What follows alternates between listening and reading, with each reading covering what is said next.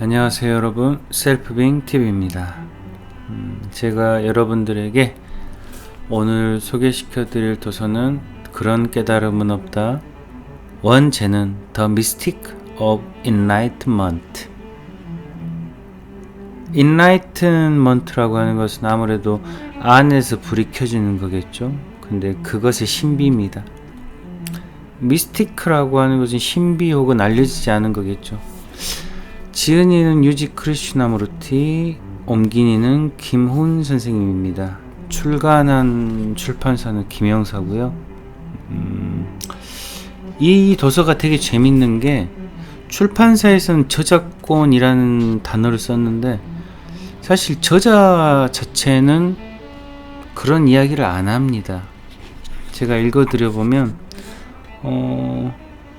이 책은 저작권법에 의해 보호를 받는 저작물이므로 저자와 출판사의 허락 없이 내용의 일부를 인용하거나 발췌한 것을 금합니다 라고 써 있어요. 그런데 김은 선생님이 번역한 저자가 쓴 글에 따르면 내 가르침에는 저작권이 설정되어 있지 않다라고 했어요.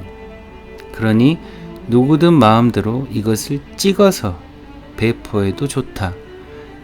제 마음대로 전하거나 잘못 전해도 좋고 멋대로 왜곡하거나 뜯어 고쳐도 좋다. 뭐든 마음 내키는 대로 하시라. 내 동의나 다른 누구의 허락 없이 이것을 자신이 말한 것이라고 주장해도 상관없다. 라고 저자의 사인이 되어 있습니다. 이게 저작권이라고 볼 수 있을까요? 자, 들어가며 유지 크리슈나무르티는 1918년 인도 브라만 집안에서 태어나 고전적인 힌두 문헌들을 중심으로 한 엄격한 교육을 받았다. 그의 집안 사람들은 그가 전생의 깨달음에 근접했다고 믿었기에 지두 크리슈나무르티의 경우와 마찬가지로 그를 장차 구루가 될 사람으로 키웠다. 그는 다양한 영적 스승들과 함께 공부하고 요가와 명상을 하고 자신이 접한 수행들과 가르침들을 비판적인 자세로 검토하면서 청소년기를 보냈다. 그 후 유지는 마드라스 대학에 들어가 심리학, 자연과학, 철학 등을 폭넓게 공부했다. 그때까지 그는 깨달음, 인라이트먼트의 상태에 관해서 줄곧 들어온 터라 어떻게 해서든 그것이 정말 어떤 것인지 알아내기로 결심했다. 그는 동양의 영적 지혜를 서구에 소개하는 단체로 1875년에 블라바스키 부인이 창설한 신지학협회의 인기 강연자가 되었다. 유지의 외할아버지는 그 협회와 강한 유대관계를 갖고 있었고 유지의 젊은 시절에 그 창설자들과 회원들은 외할아버지의 집을 자주 찾아오곤 했다. 이 부분을 제가 이제 간단히 말씀을 드리자면 신지학협회는 제가 알기로는 그 데일 카네기의 저서에 나오기도 하는데요.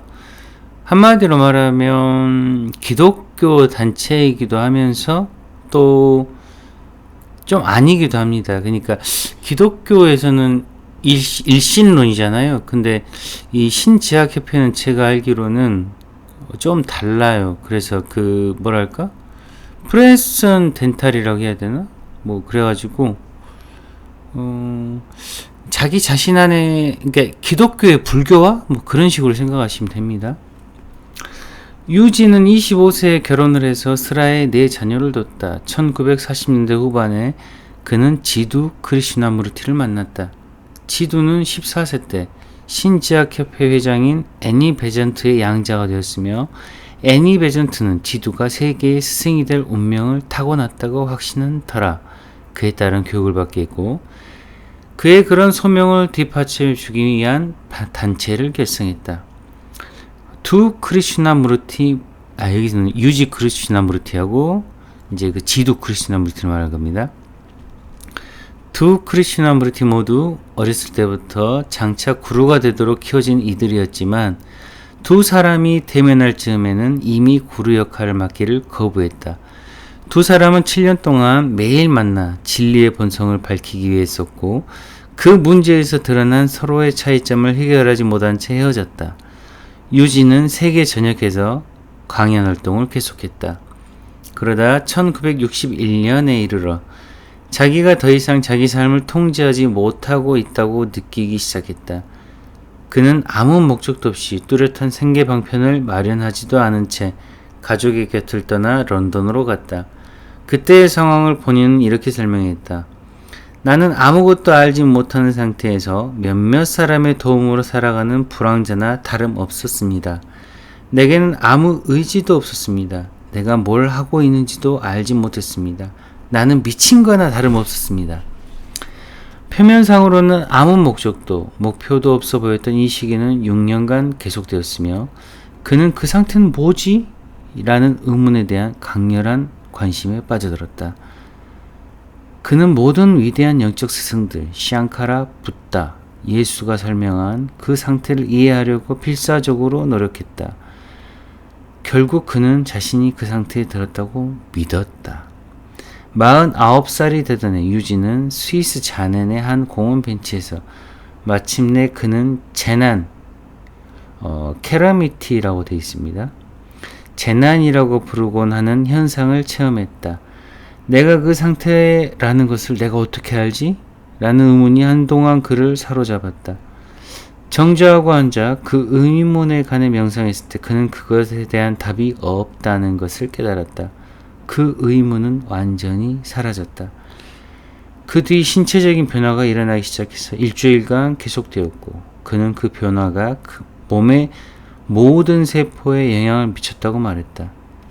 그는 자신의 감각들의 극도로 민감해진 과정을 그리고 생각의 연속성에 대한 환상과 아울러 자기라는 중심체에 대한 감각, The sense of a center 감각을 상실한 과정을 다음과 같이 자세히 설명했다. 그 후 생각들이 서로 연결되지 않았습니다.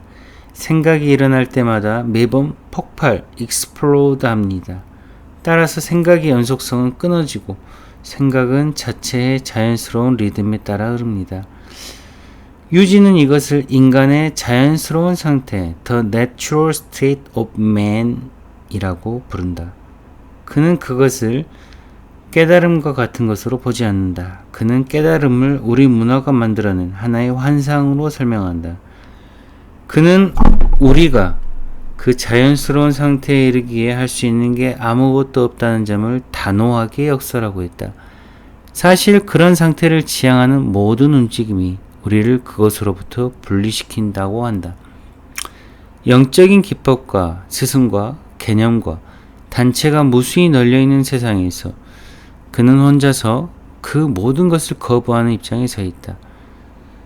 나는 사람들에게 이런 상태를 자세히 설명해줘서 영적인 사업, 홀리 비즈니스를 하는 사람들이 모든 것에 덮어 씌워놓은 신비화의 장막을 걷어내 버리는 데만 관심이 있을 뿐입니다. 내가 할 수 있는 일이라고는 그저 자신의 상상 속에서만 존재하는 상태를 찾는 일에 많은 시간과 에너지를 쏟지 말라고 당부하는 일 정도에 불과할 겁니다. 그건 자연스러운 상태는 인과와는 무관합니다. 그것은 그냥 일어납니다. 그 재난을 겪은 뒤 그는 세계 곳곳을 여행하면서 친구들 집에서 머물거나 한 번에 몇 달씩 새 집에 머물면서 시간을 보내곤 했다. 그는 공개 강연은 전혀 하지 않지만 자기를 보러 오는 사람들과는 만난다. 그가 전하는 메시지는 간단하다. 자신은 사람들에게 전할 어떤 메시지도 갖고 있지 않다는 것. 그럼에도 그의 말은 사람들로 하여금 자신들이 쌓고 있는 가설들이나 깨닫고자 하는 욕구들과 과감히 직면하도록 그리고 세상에서 유일무이한 자기만의 의문에 이르도록 격려하고 고무해 줄 수 있다. Sentient Publications 영문파 발행인 이라고 되어 있습니다. 이게 참 재밌죠. 김영사에서 만들어놓은 저작권과 저자 자신이 써놓은 저작권이 이렇게 다룰 수 있다는 거 참 의문스럽습니다만은, 일단 저는 김영사라고 하는 출판사에다가 이 도서에 대해서는 더 이상 어떠한 허가를 받지 않을 생각입니다. 저자가 복사해도 좋고 카피해도 좋고 마음대로 써도 좋다는데 어떻게 출판사에서 그렇게 할 수 있을까요? 일단 오늘은 서문으로 마무리하겠습니다. 예, 감사합니다.